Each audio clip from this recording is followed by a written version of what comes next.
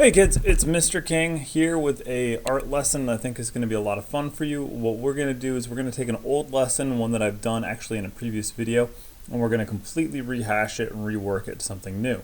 And what I'm hoping you can do is actually start designing something fun, which will be a dream home. Now that means that you've got a couple of different ways you can go about this. On one side I've got kind of a traditional house, just done up in a way that I thought would be really fun and pretty and cool stuff to it.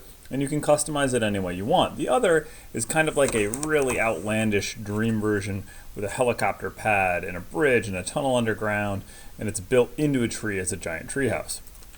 So either and both one is correct, and it's actually the same exact paper, same exact thing. So for those of you sitting there going, Mr. King, that looks way too hard to do, don't worry. I've actually done the hardest part for you, which is the pop-up. So if you look over here, let me just yank one of these right off the table over here. Oh, look at that. I've got my pop-up and it's already ready to go. And now there's two ways to orient this. One is to have it so that the open side is on the top and the bottom. And the other is to turn it and have the open sides at the one side and then the other. If you want one side and then the other, you're going to get a house like this, where the ground is this side of the page and the sky is the other, along with the background that you make. If you turn it sideways though, you're going to end up with the one that becomes more like the tree house, where you're going to have your house floating in the center here popping out. And so each one kind of has their own thing. If you're doing this one right here, you could draw a mountaintop, and this could be built into the side of a mountain, or it could be into a tree, and we can actually make this 3D tube right here that we're going to use. Or if you turn it sideways, it can be a traditional house on the ground, but the ground can be somewhere really weird. It can be on the moon, it can be underwater. So your imagination is the limit here. So go ahead and imagine some really crazy stuff, or do something more traditional. Any which way is fine. Really, I just want to talk to you guys about foreground and background. And there's a couple other small mentions that I'll make, but foreground is stuff that's forward, for, and then background is stuff that's back, it's behind. So that's what we're going to do. So we're going to make our foreground element, which is going to be our pop-up, and then we're going to make our background, which is everything else that goes there. And if you want to, you can make an additional foreground element of a tree or something similar, but you can just kind of use the paper in your own way to do so. So here's what we're going to do. Real quick, I just want to talk to you about how we draw each one. So to do the house on the ground like this, it's pretty simple. You're just going to draw, and I'm going to say draw with a pencil and then a Sharpie, or just write with the Sharpie if you feel like you can do it. What I like to do is to outline the shape of my pop-out, my foreground element, by just going over the folds and around the edges. And that will help just give me a nice, easy to see edge of the beginning of my building. It doesn't have to be the whole thing, but just easy way. And then from here, the thing you got to remember when you pop this up is if you're doing it this way, here's the ground, here's the roof, here's the front of your building. So you can put it back flat and you can take a look at it. If it helps you to, which it does for me, I also like to make the line right here for the separation between the ground and the background. So I'm actually going to I'm a huge skiing fan, so I'm going to make a mountain chalet, a very nice little mountaintop villa piece. And what I'm going to do is it's going to be kind of like a log cabin, but I'm going to give it kind of a cool tower effect right here. I'm going to give it this little piece coming off the top, which is going to be like my really nice bedroom. I'm just going to draw a little triangle right there. We'll give it a little circular window up in the tower portion. We'll do another tower actually. So this is going to be kind of like a castle-like cabin right here. We'll actually put the window up in the top part up here. So we're going to make it really, really a big building, to be honest with you. And then we're just going to make our separation of our logs here. We're drawing our lines across. And I'm going to do this all in Sharpie because Sharpie does not move around with a water-based marker. It's going to be really easy to use. All right, I'm going to kind of speed this up, and you guys can see how really cool our building becomes. Now, one thing I do want to mention is scale. Scale means basically how big do you think things are? And so if we draw our windows and our doors really small like I am now, it's going to make the building really big. If I drew the building's windows and doors really big, it would make it seemingly pretty small. Why? Because we know how big a window is. We know how big a door needs to be, about 7 feet tall. So if I draw the door really small, it means my whole building is way taller, and that makes it, a much bigger building.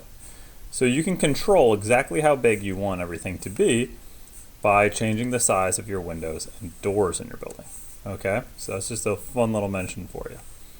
So I'm going to finish this up, and then it just comes down to some details in the background. I'm not going to have this one colored in the video, simply because I think you guys know what that would be like. So I'm going to draw some mountains here. I'm going to overlap those in the background to make it look like it goes a little further back. Remember, this is my ski vacation spot. Got some mountains in my mountain range. And maybe I'll add a little snow cap to those mountains. Because obviously I got to ski. But where do you ski? You ski at the top of those snow-covered mountains. Down where my cabin is, it's a little more comfortable. There we go. And that's really all I would need to do. And then I could just draw maybe like a little path in the ground here. And you know what? Since it's nicer down over here and because it could be heated, I'm going to give myself a nice kind of kidney-shaped pool over here. Put the stairs coming in right there. Those are going down into the pool, by the way, just so you can understand the perspective that I'm drawing. If it helps you to see it, you could do some little water ripples on here. And maybe the little kind of like concrete border that would normally go around a pool. I'm going to go right off the edge of the page here because I'm running out of space, but that is okay. It's not going to mess up my drawing. And so, this is now my ski chalet. So, that's just a fancy way of basically saying a cabin. So anyways, I've got my awesome little spot here, and that's going to be done. Now, if I want to turn this into the tree house, really the only difference is when I draw, I'm going to draw everything sideways from where I was before. So remember, it was like this before. Now we turn it sideways. We draw the tree coming out of the top. And then if you want to, you can create a 3D tree trunk right here. And the easiest way to do the tree trunk, it's pretty simple. All you're going to need to do is take a piece of brown paper from the middle of your table in one of the containers there. Take your glue stick. Put a good stripe of glue, and I mean a real good gob, because the construction paper takes a little extra to make sure it sticks. Put your capped glue stick back here at the bottom of your paper, and then roll up the paper from the bottom.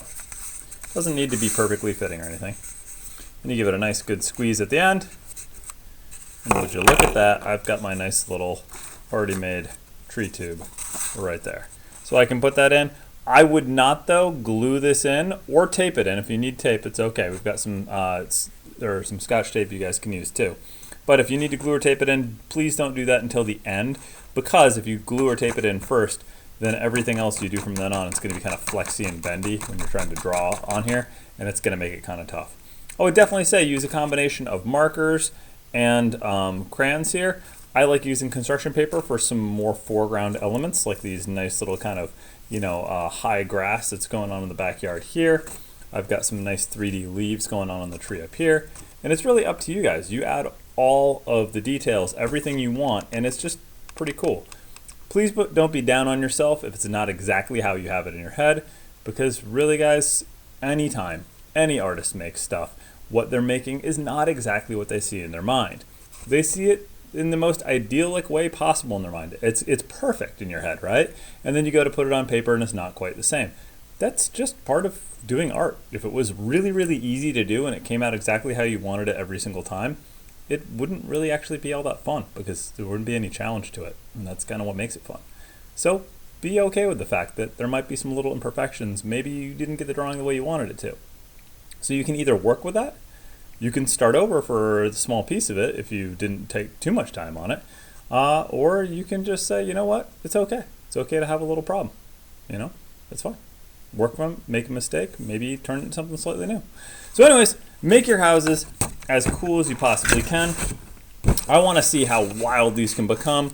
And honestly, you can take these home today. That is okay for you to do and to work on more. But I always love to see if you guys want to take, oh, light just went on me. If you want to take, I'm going to yell at you from here while I'm dancing to get the lights back on. If you want to take a picture of it, if you want to bring it back into school, I'm more than happy to see how these come out. Okay? So sorry for the lights going off there at the end. I'll see you guys later. Bye.